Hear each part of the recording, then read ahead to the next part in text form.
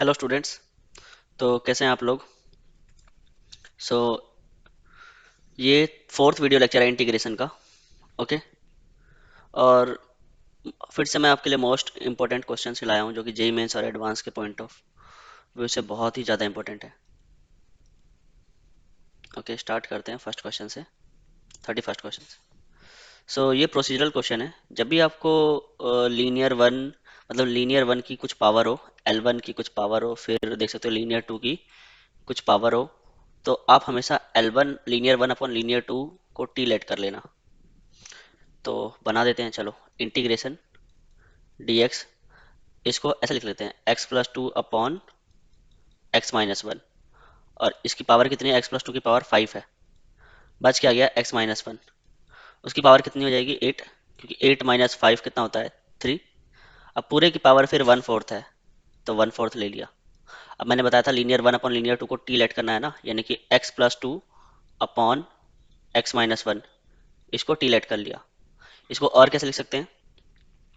x-1 plus 3 upon x-1 equals to T. तो further ये कैसा रहा? 1+3 upon x-1 equals to T. इसको डिफरेंशिएट किया तो कितना आएगा? dx अपॉन x-1 का whole square equals to dt/3। ये आया। ओके, इसको सब्सटीट्यूट, अच्छा माइनस का आएगा ना, इसको सब्सटीट्यूट कर देते हैं। dx इक्वल्स टू कितना है? dt/3 माइनस का, और x+2 अपॉन x-1 ये तो t था, तो t की पावर 5/4। और देख सकते हो dx अपॉन x-1 ये स्क्वायर ही तो है, वो तो मैंने dt लिख दिया। अब बेसिकली इसको इंटीग्रेट करना है, तो इसका इंटीग्रेशन कितना आएगा?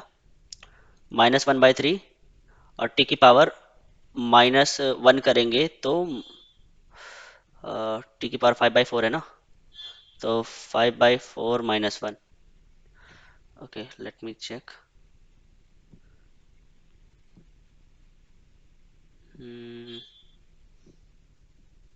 सॉरी, इसको पावर नेगेटिव में ले जाएंगे तो -5/4 + 1, यानी कि टी की पावर -1/4 अपॉन -1/4।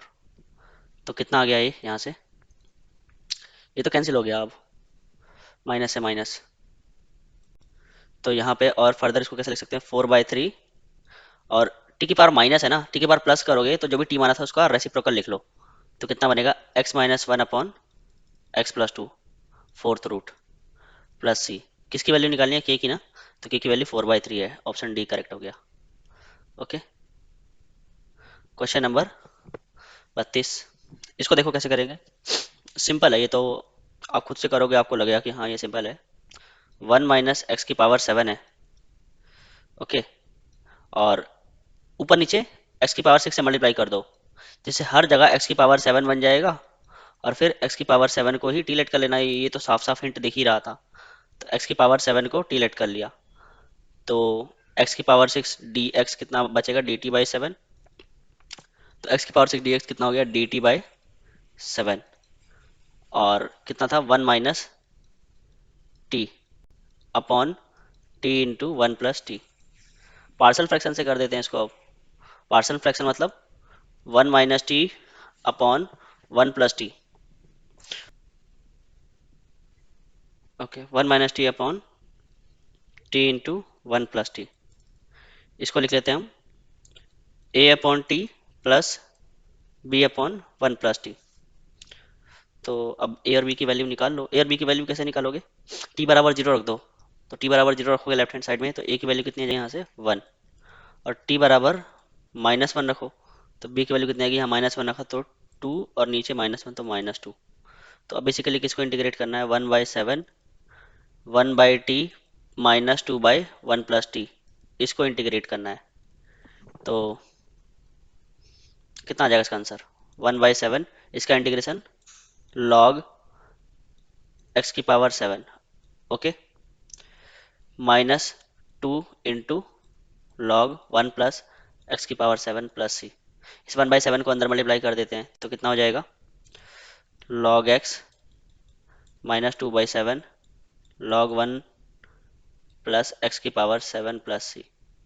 ये आ गया। कंपेयर करो, p 1 हो जाएगा और q -2/7। अच्छा, इससे 1 से मल्टीप्लाई करो कुछ फर्क नहीं पड़ता, क्योंकि मैं इसको ऐसे लिखने वाला हूँ, -2/7 × p। तो 7 Q plus 2p equals to 0 आ गया, B option. Okay, question number 33 देखो। क्वेश्चन नंबर 33 में ये बहुत ही सिंपल क्वेश्चन है। ये तो हवा हवा में भी हो सकता है। कैसे?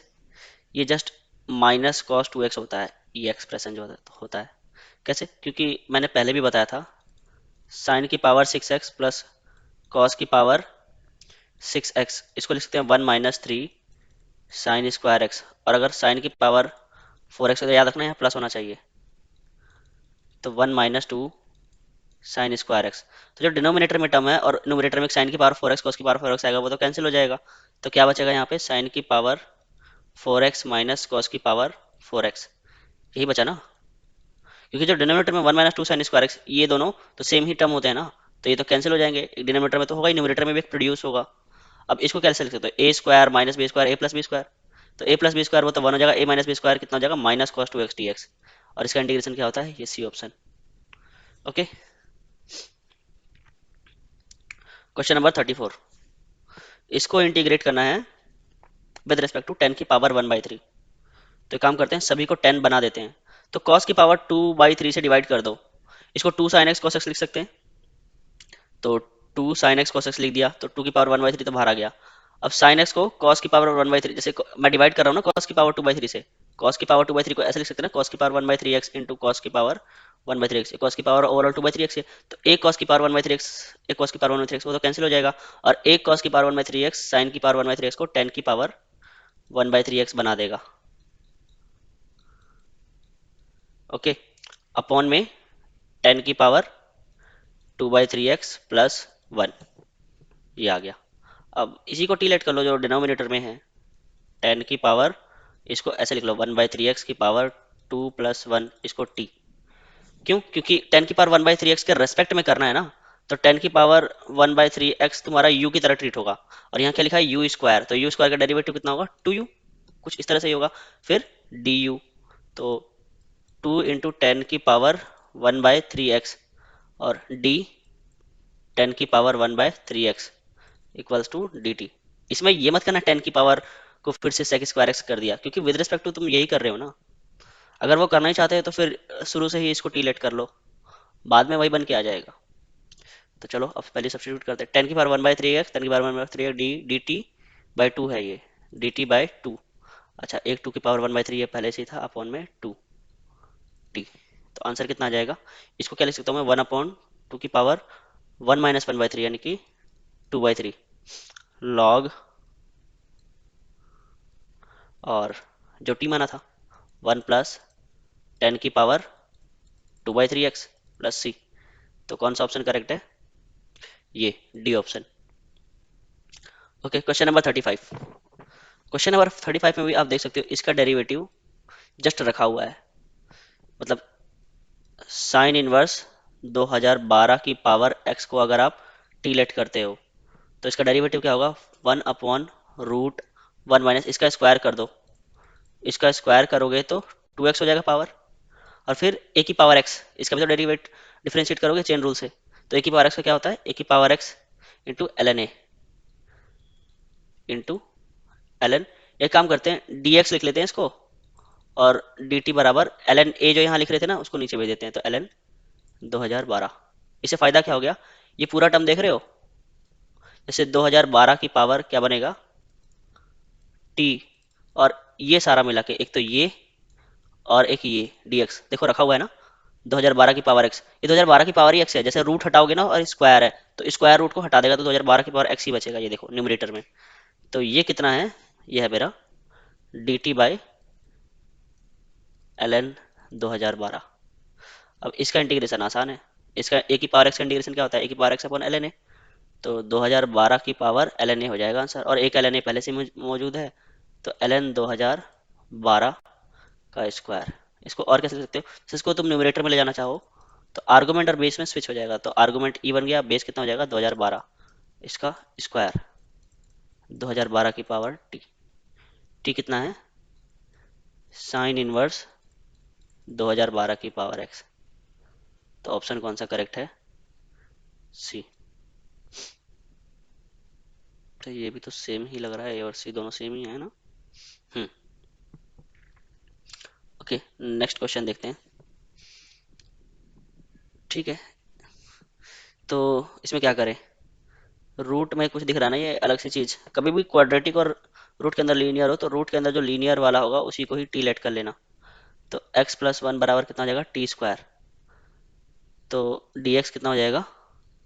2t dt। सब्सटीट्यूट करो, x प्लस टू कितना हो जाएगा? इस तरफ वन और ऐड कर दो तो x प्लस टू यानी कि टी स्क्वायर प्लस वन हो गया।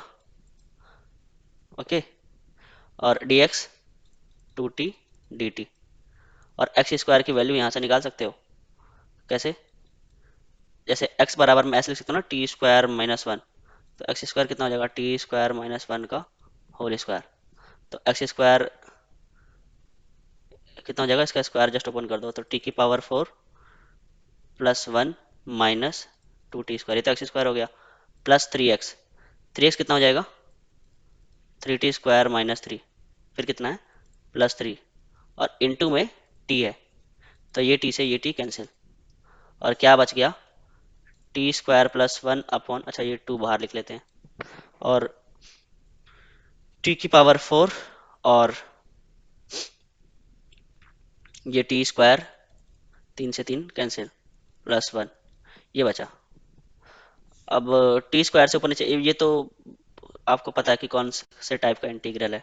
टी स्क्वायर से जस्ट डिवाइड कर दो तो one plus one by T square बनेगा, और यहाँ पे T square plus one by T square plus one, ये बन गया। अभी तो जाना माना इंटीग्रल दिख रहा है ना। ऊपर किसका डेरिवेटिव छुपा हुआ है याद रखो, जैसे T plus one by T, इसका डेरिवेटिव कितना होता है? One minus one by T square. और अगर T minus one by T है तो इसको क्या लिख सकते हो? One plus one by T square. तो इसके इंटीग्रेशन को टी लेट करना है। इसका इंटीग्रेशन क्या होता है? One minus one by, sorry T minus one by T. तो T minus one by T आपको बनाना चाहिए डिनोमिनेटर में। तो one plus one by T square तो है ही, तो नीचे जस्ट लिख दिया T minus one by T का होल स्क्वायर।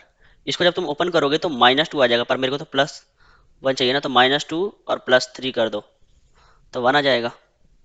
ओके, जैसे इसको ओपन कर दो तो टी स्क्वायर वाला टर्म मिला, वन बाई टी स्क्वायर वाला टर्म मिला। एक चीज और एक्स्ट्रा आ रहा है, माइनस टू आ रहा है एक्स्ट्रा, पर मुझे तो वन चाहिए, तो माइनस टू में थ्री ऐड करोगे तो वन आ जाएगा। ओके, अब इसका डेरिवेटिव जस्ट ऊपर रखा हुआ है, देख सकते हो। तो ये कैसा बन गया? अच्छा, इसको रूट थ्री का स्क्वायर कर दो, तो ये तो two upon root three into tan inverse U upon root three होता है ना, यानी कि T minus one upon T upon root three plus C. इसको फर्दर कैसे लिख सकते हो? Two upon root three tan inverse, ये टी स्क्वायर माइनस वन है न्यूमरेटर में, देख सकते हो। न्यूमरेटर में तो टी स्क्वायर माइनस वन है, डिनोमिनेटर में रूट थ्री टी है। तो two upon root three tan inverse, T square minus one ही तो एक्स था, और रूट थ्री टी कितना था? Root X plus one plus सी।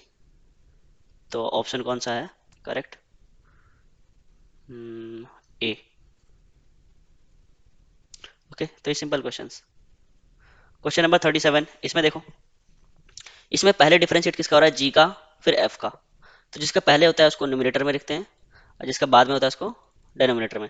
इसी को टीलेट कर लिया तो क्या बना? G dash X F X as it is minus F dash X G X as it is, और नीचे आता ना एफ एक्स का स्क्वायर, जैसे इस तरफ आता ना, डिनोमिनेटर में आता ना एफ एक्स का स्क्वायर। तो मैं इसको डिनोमिनेटर में ना लिख करके इसको मैं कहाँ लिख दूँ? ऐसे, ऐसे लिख देता हूँ इसको मैं।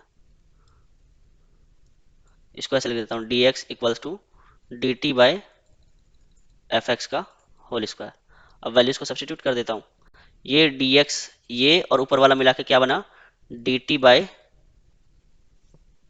सॉरी एफ एक्स का स्क्वायर न्यूमरेटर में ही आता, ओके एक्सट्रीमली,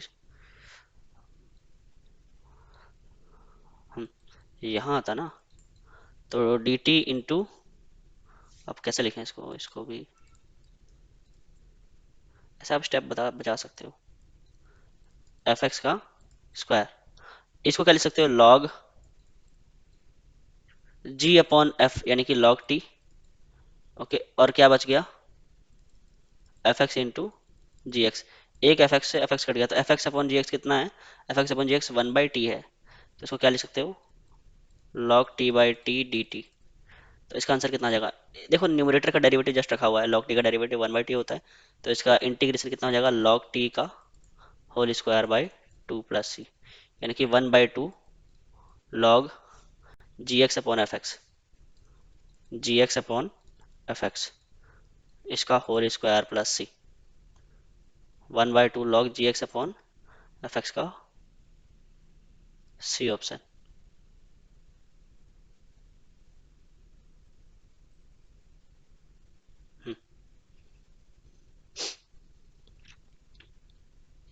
क्वेश्चन नंबर 39, इसका मैक्सिमम वैल्यू निकालना है इस इंटीग्रल का, मतलब इस एफ एक्स का मैक्सिमम वैल्यू। तो पहले एफ एक्स निकाल लेते हैं। ये इसमें जो इंटीग्रेटिंग वेरिएबल है वो टी है, तो आप टी वी की लिमिट रखोगे, पर एक्स तो कांस्टेंट है, तो ये फंक्शन एक्स का ही बनेगा। तो चलो इसको करते हैं solve. F X equals to क्या गिवन है, ये जो भी गिवन है इसमें आप ना इंटीग्रेशन बाय पार्ट से करो, जैसे इसको टी को फर्स्ट फंक्शन बोल दो और इसको सेकंड फंक्शन। तो जो भी लिखा हुआ है ना, ये पाई स्क्वायर, ये तो बाहर कॉमन ही है, और क्या करोगे अब, हम्म, हाँ, first function as it is into integration of second function. Sine का इंटीग्रेशन क्या होता है, माइनस का कॉस, तो cos x plus pi t upon में, इसमें इंटीग्रेटिंग वेरिएबल टी है तो पाई आ जाएगा। फिर क्या होता है माइनस, फिर डेरिवेटिव ऑफ फर्स्ट फंक्शन इसका वन होता है डेरिवेटिव, और इसका फिर इंटीग्रेशन, तो प्लस में cos x plus pi t upon में पाई। अच्छा, इसका इंटीग्रेशन यही कर देते ना, साइन में आएगा ना आंसर, तो इसका इंटीग्रेशन फिर से यही कर देता हूँ, मैं डायरेक्ट कर देता हूँ। क्या आ जाएगा, साइन में दो बार पाई आ जाएगा ना, तो sine x plus pi t upon pi square, क्योंकि जो कॉस वाला था उसमें एक पाई आता, फिर कॉस का दोबारा किया तो साइन, तो पाई स्क्वायर आ गया। अब लिमिट कहाँ से कहाँ तक, जीरो से वन तक, तो एफ एक्स जो आएगा पाई स्क्वायर पहले से ही है, पहले वन रख दिया, तो वन रखा तो यहाँ पे ये वन हुआ, और कॉस यहाँ एक्स प्लस पाई, तो कॉस एक्स प्लस पाई कितना होता है, माइनस का कॉस एक्स, क्योंकि ये थर्ड क्वाड्रेंट में है, एक माइनस पहले से ही है, तो कितना बचा ये कॉस एक्स अपॉन पाई, क्योंकि वन रखा ना हमने वन, और फिर यहाँ वन रखा तो थर्ड क्वाड्रेंट में, तो ये फिर से वही हो जाएगा। और फिर क्या है यहाँ पे रख दो, तो minus sine pi upon pi square. अब जीरो रखो, तो जीरो रखोगे तो ये तो जीरो हो गया, यहाँ जीरो रखोगे तो ये साइन एक्स, सॉरी यहाँ x upon pi square, pi square से अंडर मल्टीप्लाई कर दो, तो pi into cos x, pi square से अंदर करोगे तो ये माइनस साइन एक्स, ये minus sine x, minus two sine x, तो यही तुम्हारा एफ एक्स आया है। अब इसका जो रेंज आता है पता है ना क्या होता है, इसका जो रेंज जैसे ए साइन एक्स हो plus minus B cos X हो, ठीक है, तो इसका रेंज क्या होता है, A square plus B square minus से लेकर और A square plus B square, इसकी मैक्सिमम वैल्यू यही होती है ना, तो इसकी भी मैक्सिमम वैल्यू कितनी होगी, पाई स्क्वायर प्लस फोर, तो pi square plus four, option D. Okay, so last question देखते हैं,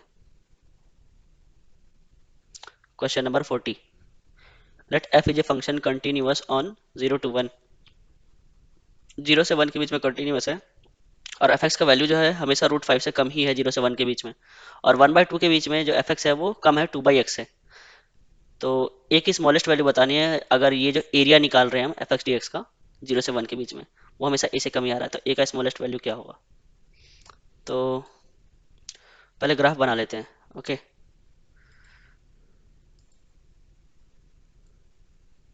ग्राफ बना लेते हैं चलो।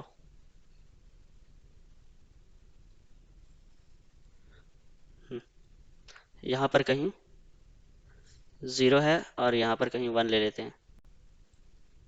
ओके, यहाँ पे कहीं वन बाय टू, एक लाइन है कौन सी, रूट फाइव वाली लाइन है, तो फंक्शन हमेशा इससे कम ही है।